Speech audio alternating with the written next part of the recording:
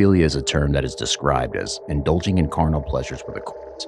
And what if you found out that there is a necrophiliac killer roaming around the streets of Mexico who'd kill just for this purpose? Such is the story of 28-year-old Juana, or La Peque, meaning the little one.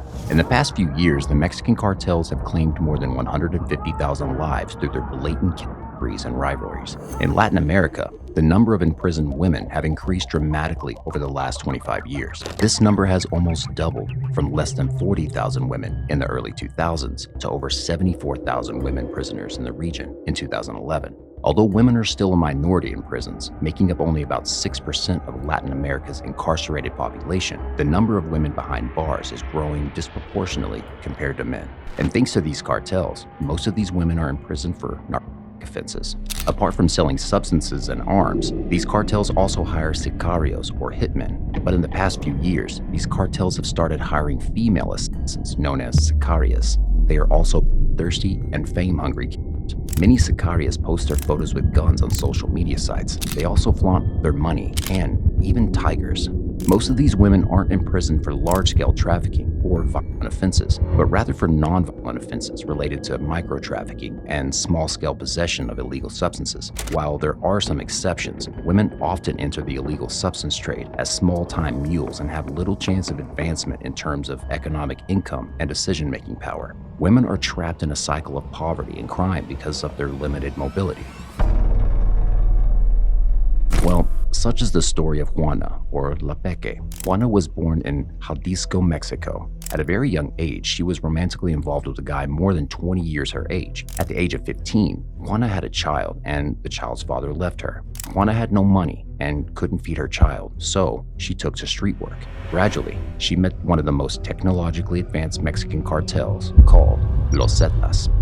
Juana said that she worked in a bar where the feared Los Zetas charged 5,000 pesos bi-weekly. But the more the business earned, the more the bar was charged. Then a person would come and tell you, "We are from the Zetas, and you have to pay them money if you want to continue with your business. If the bar owner doesn't pay and doesn't close the deal, they're screwed, and the Zetas will hit them. But those who pay the amount receive protection. For the Zetas, it's just a matter of saying, so-and-so is going too far." And at that moment, the hitman arrived to resolve things. But things were going to change for Juana. Her brother got into a mess with the cartel and was killed. She found out that her brother's wife and the Zetas commander who killed her brother had been dismembered and burned. One afternoon when they met another Zetas commander, he asked them, "Do you know where your brother is? What's been done with him? Was he tortured?" Juana answered yes to the first two questions and no to the last one. "That's good. Keep that consolation. You and your mom know where to go to cry, where to take a flower. Besides, you know that they didn't torture him," the Zetas commander told them. What's left to console? Juana thought, but didn't say anything. After this, Juana herself joined the cartel. In countries like Ecuador, Venezuela, Nicaragua, Panama, and Argentina, more than 80% of women in prison are in prison for narcotic offenses. In other Latin American countries, the population for women in prison for these offenses is between 30 and 60% of the total female prison population, and young Juana chose this as her career path. Juana found a way to make money with them. She was incorporated into the cartel at a young age. At first, Juana had small responsibilities. Juana was now officially involved with the Los Zetas cartel and was given the title of Halconeo. As an Halconeo, she was supposed to keep an eye on the rival gangs and police so that other members of Zetas don't get caught. But even that was tough terrain for Juana to walk upon. Juana said that if she did not do her job well, she would be chained and fed only one taco a day. Such was the gruesome and treacherous terror that the Zetas operated on. But as time passed by, Juana started getting bigger responsibilities. She was still a teenager when she saw a Zeta cartel member smash a person's head with a mace. There was blood all over, and this terrified Juana, but she slowly became desensitized to gore. Juana was then honored with a nickname. She was now called La Peque, or the Little One. It might be because her stature or age. After being around the most violent murders daily, her desensitization turned into something worse. She started getting attracted to cruel violence. Juana was now a respected member of the Zetas cartel and was promoted to a sicaria. However, the story doesn't end there. In a recent blog that Juana wrote from inside the jail, she gave pretty graphic and gruesome details about her story as a sicaria.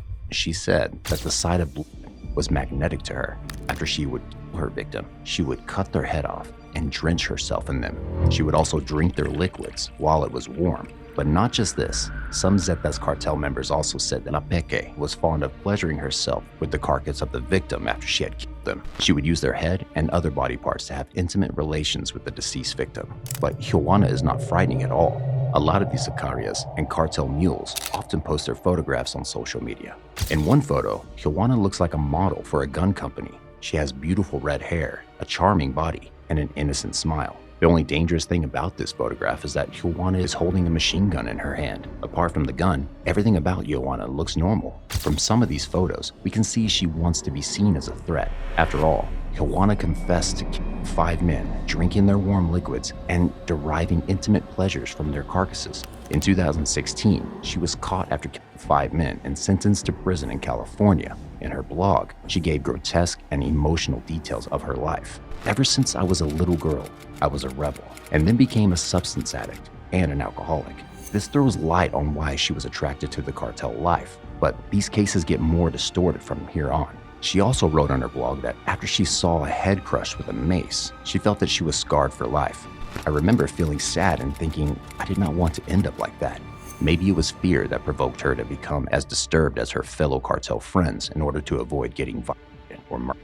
But then as you continue to read her blog, you instantly realize how depraved she is. She continues, "I feel excited by it, rubbing myself in it and bathing in it after killing a victim, and I even drank it when it was still warm." However, this is not the end of her story. Juana has plans for herself in the future. At the end of her blog, she writes, "When I get out of prison, I could work again with the cartel, but I don't want to.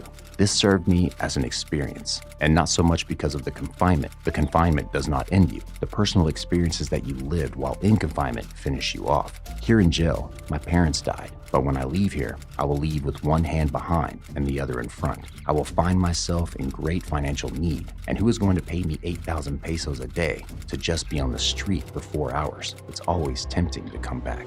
Juana is still lucky that she got to be a sicarius. Most often, women in cartels are subjected to dangerous and victimizing roles. Whether young or elderly, women transport illicit substances by strapping them to their bodies, swallowing plastic capsules filled with these substances, or inserting these capsules into themselves. This becomes deadly if the substance-filled capsules burst while inside the body. The money they get for doing this is extremely low. A woman who works as a low-level mule may be subject to maximum prison sentence due to harsh narcotic laws in Latin America.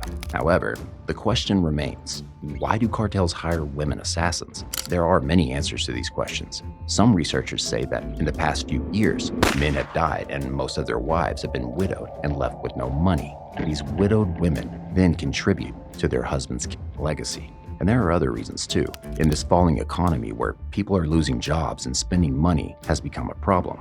These drug cartels offer an affluent amount of luxuries to the people. But these cartels don't usually hire educated people. They hire vulnerable people who would do anything for money. And that is a place where these hit women typically come. Most of these kids are either kidnapped from their households at a very young age, or they come from a place where they have no emotional or mental support from their family, or they come from elaborate prostitution rings. Many hit women have dead or fleeing husbands, and they have babies to feed. The cartels give them money, freedom, fame, and even a daunting stature in the criminal world. But these crimes committed by Juana are much more than just being a mule. This is the story of an innocent girl who was lured into cartel life and taken to